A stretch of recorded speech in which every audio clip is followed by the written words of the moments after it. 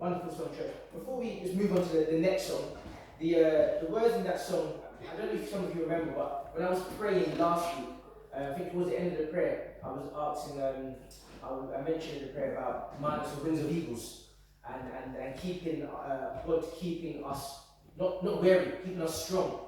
And those of you who in the chat, you know that on Tuesday, Tyrese's dad, Tyrese used to come to the kids' Sunday school. Unfortunately, died of cancer, and that was on my uncle who died in March for Kobe's birthday. So when that happened, it's like you just think, words you put this left like flabbergasted. You don't know what to think.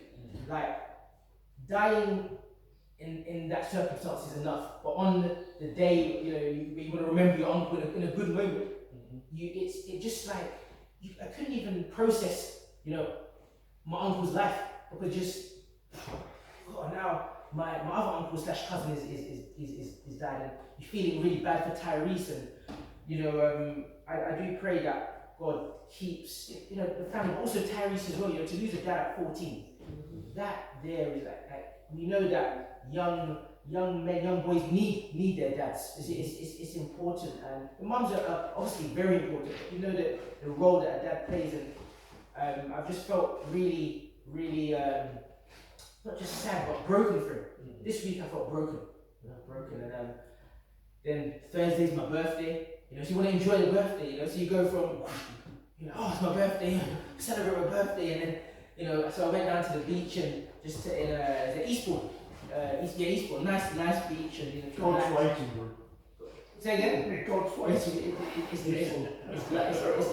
lovely there, and I started counselling that last week, and the counsellor, I remember she said to me that grief, if you stay in grief, it can paralyze you, and grief is not something that you maybe every day you're down, but it's a process, so you can come in and out of it.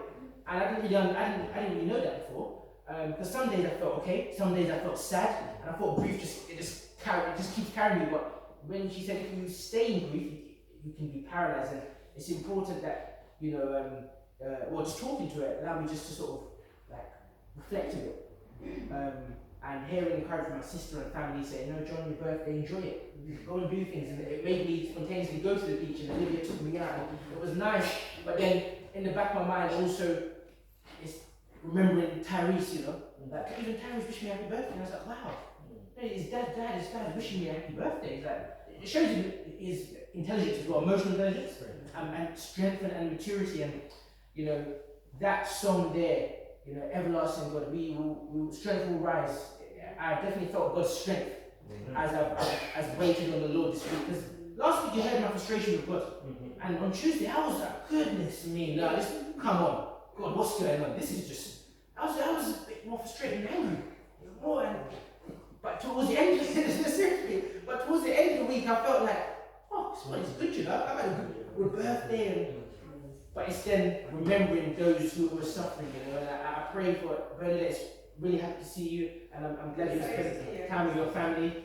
I'm glad that Nicola's eating this week, and there's good news in the bad news, but sometimes it seems like the bad news can overweigh the good news.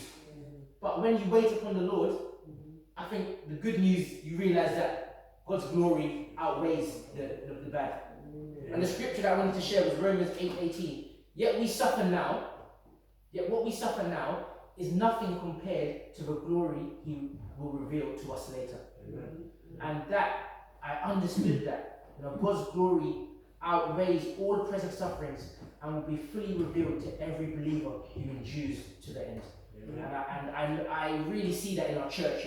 We have a lot of people who will suffer, but we have a lot of strength, because we are a praying church. We're a resilient church, and I thank God for the people here and for what He's done for us. So let's stand and let's sing Christ is risen.